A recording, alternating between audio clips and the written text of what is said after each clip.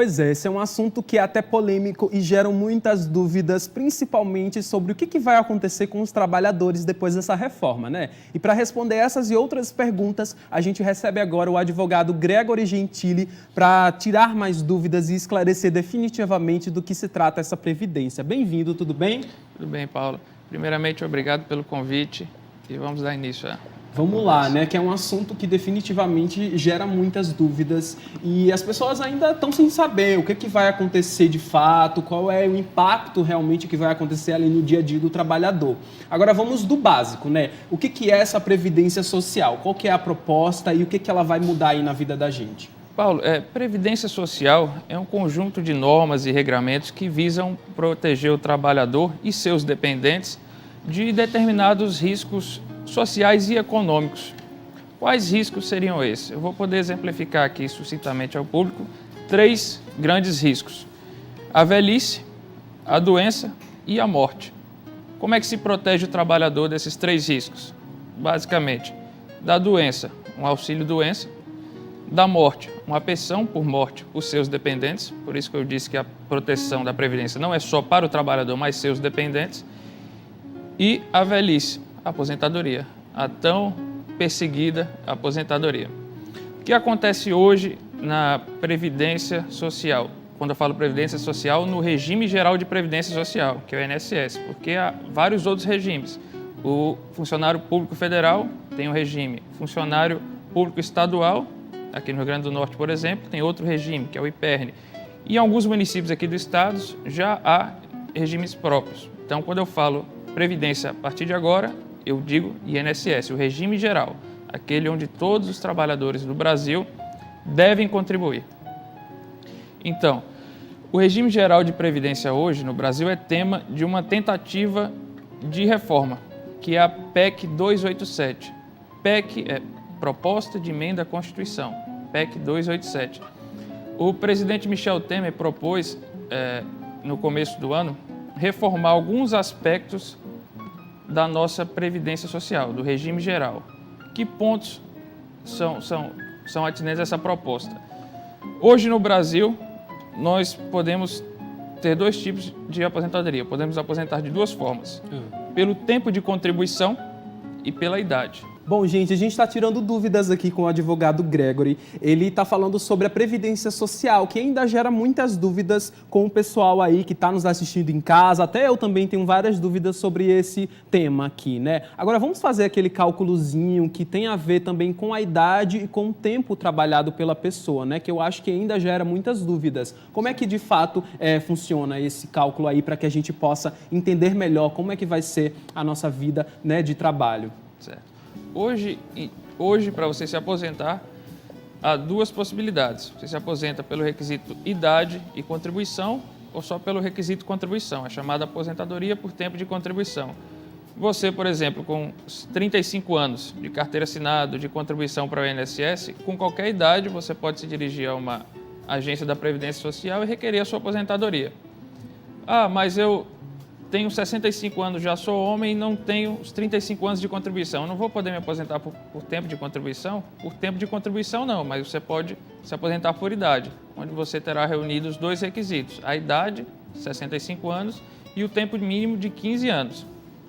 A proposta visa mudar principalmente o aspecto da idade mínima.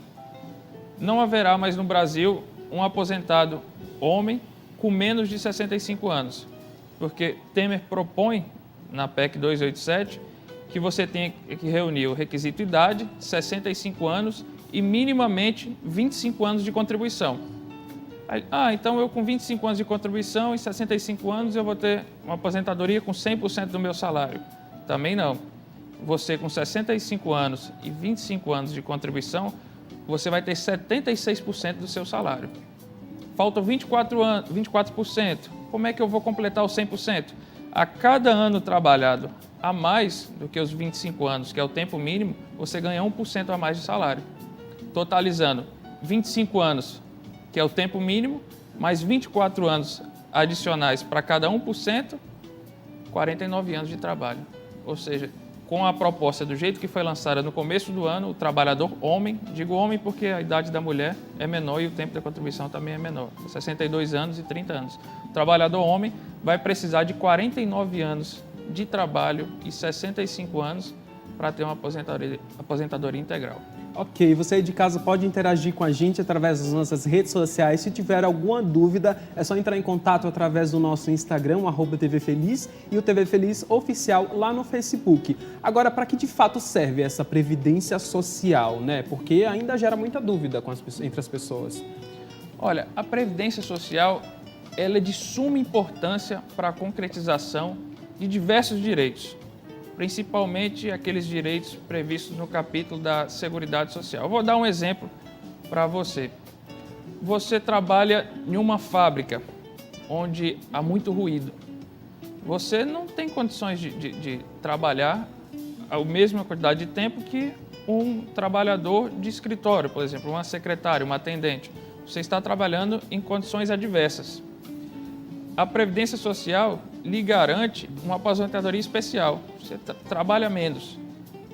Há outros aspectos, como a doença. Você adoeceu ou então quebrou a perna jogando bola, não pode trabalhar. O seu patrão vai te pagar? Se você sem trabalhar, ele não vai. Após 15 dias, você tem que se dirigir à Previdência Social e a Previdência irá arcar com o seu salário, com as suas necessidades. Um sinistro, vamos dizer assim. Sinistro porque é um seguro, a Previdência é um seguro. A morte. Um pai de família, um arrimo de família com 3 filhos, uma mulher dona de casa, contribuiu a vida inteira para a Previdência. Quando dá morte, há que se deixar a pensão para os dependentes. Olha a importância que isso tem para a sociedade. Olha, principalmente aqui no Nordeste do Brasil, a quantidade de dinheiro que a Previdência jorra no interior, até aqui mesmo na capital, faz circular a economia. Veja bem, vamos para números. 74% das aposentadorias e pensões do INSS, da Previdência Social, são de um salário mínimo. Esse público, quando recebe um salário mínimo, ele não vai fazer poupança, não vai fazer investimento em banco. Ele vai no mercado comprar o feijão, o arroz, o açúcar, ele vai pagar o aluguel, ele vai comprar a sua roupa, vai fazer pequenas transações. É essa massa que faz circular a economia, principalmente aqui no Nordeste do Brasil. Olha a importância que a Previdência tem para o país. Ok. Agora, e quando o trabalhador perde a sua capacidade de trabalho, como é que vai ser feito aí, nesse caso? Olha, nesse caso, há que se fazer uma perícia no INSS, onde se constatará uma capacidade total e permanente para o trabalho, que aí o trabalhador terá direito a uma aposentadoria por invalidez.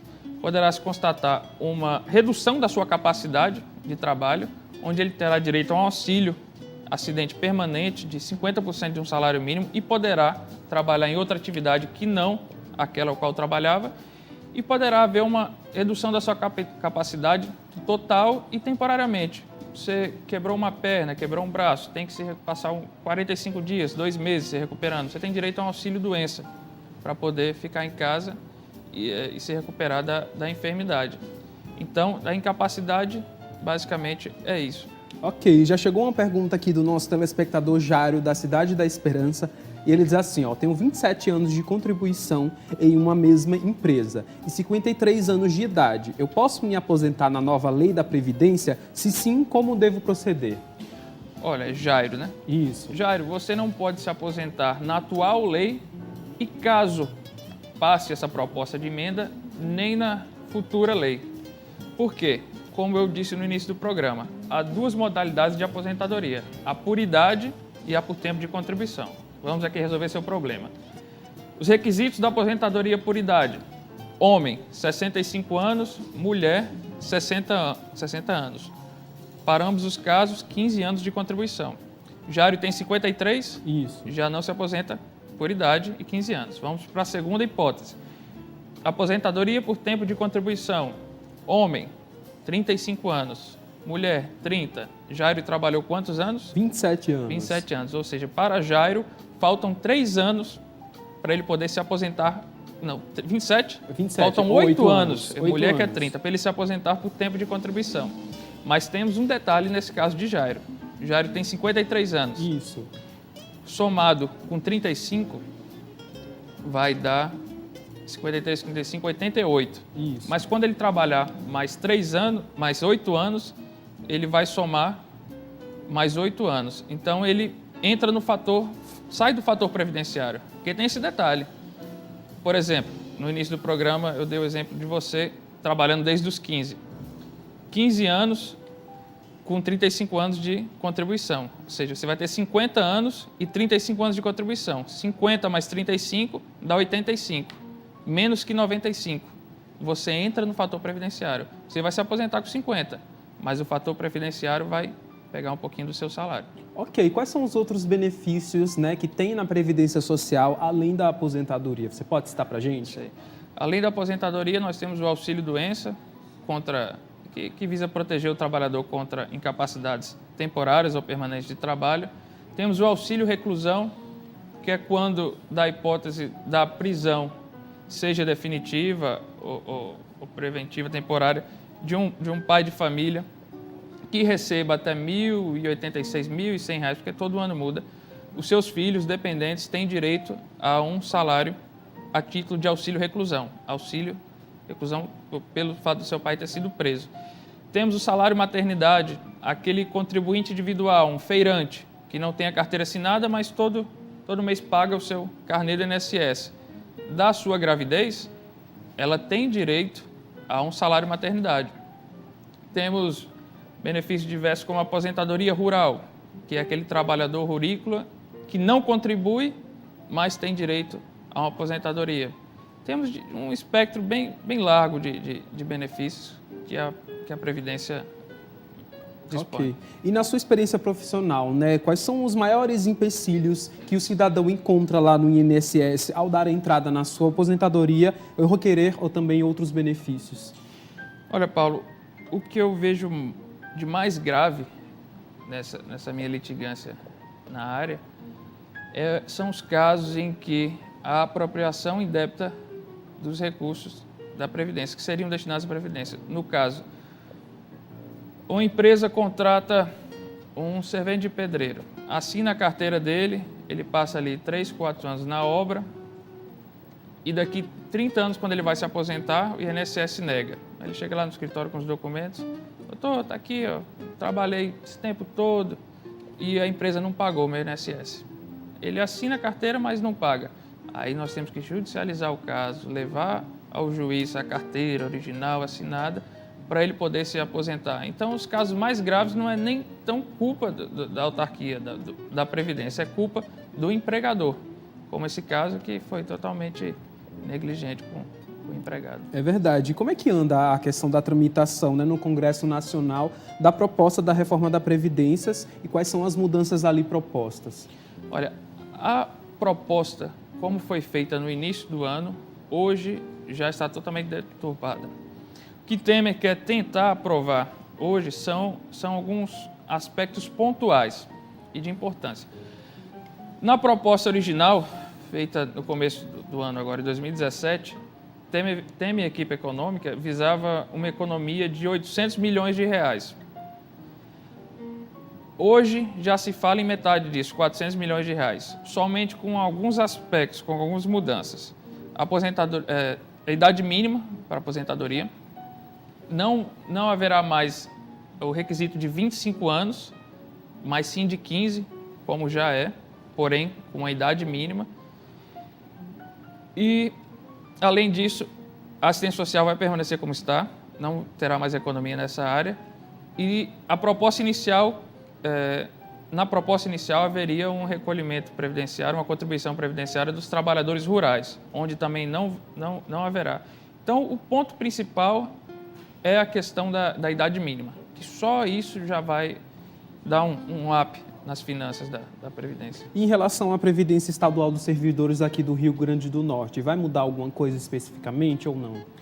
Olha, a Previdência Estadual, vai entrar agora em vigor a Previdência Complementar. Vai ser o mesmo teto do servidor público estadual e do empregado do INSS, do aposentado pensionista do INSS, mas haverá uma Previdência Complementar.